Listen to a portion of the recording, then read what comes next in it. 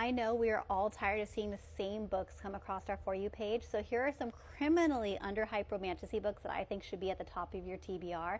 Bonus, these are all indie authors except for one. The first one is the Arrow Hearts Academy series. The first book is Fractured Fates by Hannah Hayes.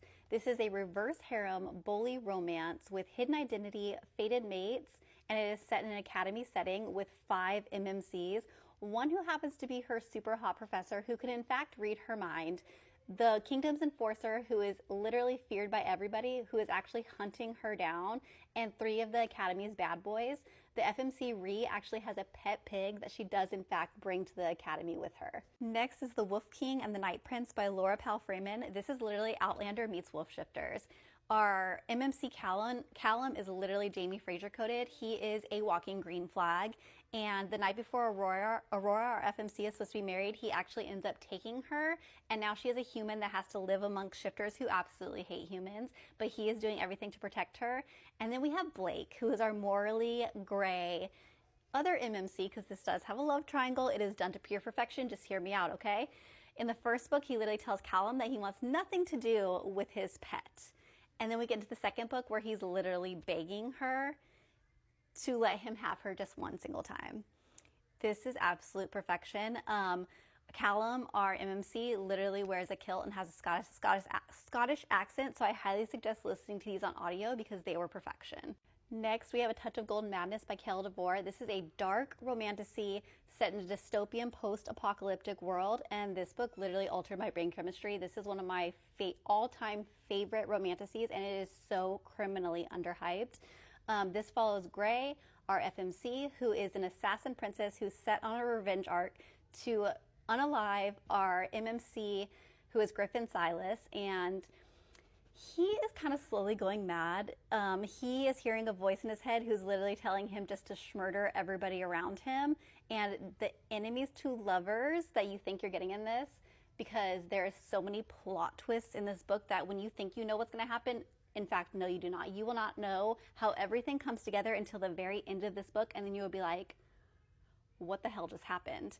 This is phenomenal. This is a literary masterpiece. It does have a prequel novel. This is The Embrace of Steel and Sorrow.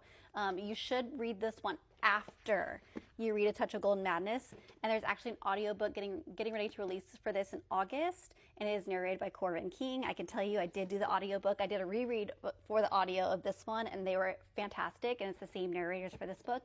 And we do have a Shade of Chrome and Malice, which is set to release in December, and it'll be actually the second book. So this is the prequel, this is the first book, and we'll be getting continuation of where this leaves off in the next book, which is releasing in December.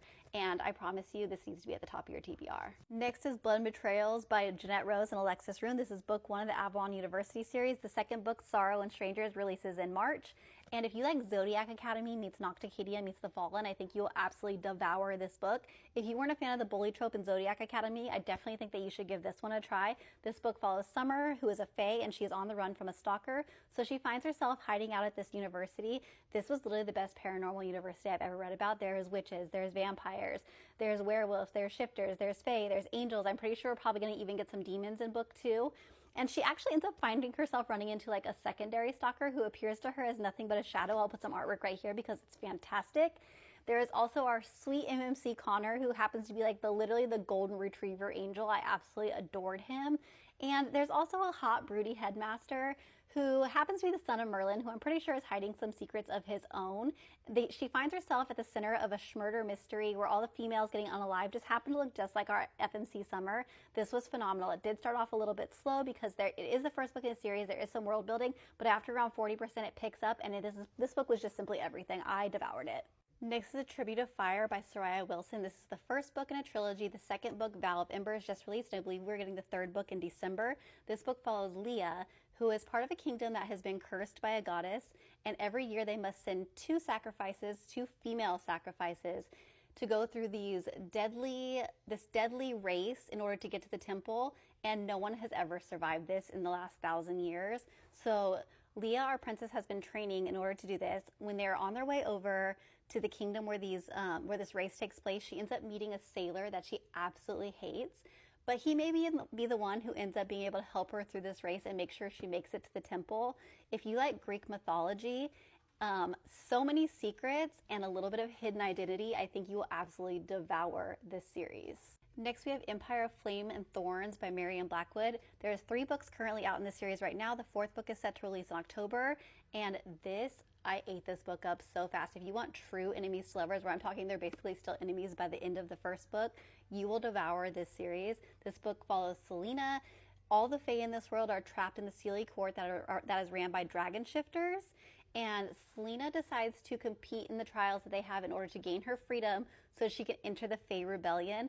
The only issue is there is a morally gray dragon shifter commander named Raven who is determined to literally stop her at every point and try to basically get her to lose these trials, and he absolutely hates her. He is determined to literally just make sure she does not get through these trials at any cost. And the only thing is some of his inner monologue is kind of stating otherwise. So when she ends up getting attacked by some of the other competitors in these trials in her room and he finds her, the things he does to the people that actually attacked her, literally heads were rolling. I love me a morally gray dragon shifter with a very large wingspan, if you know what I mean.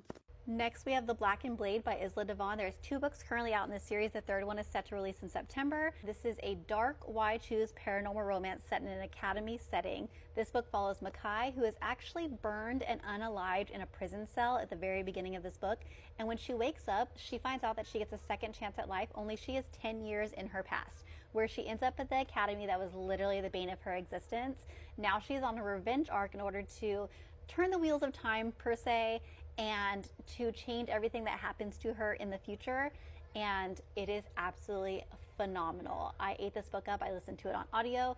Highly, highly recommend adding this one to your TBR. And last but certainly not least, which is one of my more recent reads, is Beg the Night by Emily Blackwood. This is a dark romantasy set in a dystopian world where there are humans and there's mystics that have power.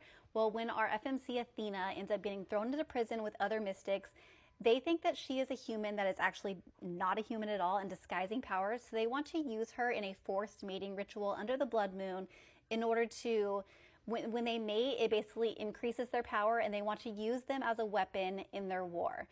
Well, our MMC, whose name is Sinner, actually has vowed to never touch women again. They hate each other. They cannot stand each other. This is a true enemies to lovers.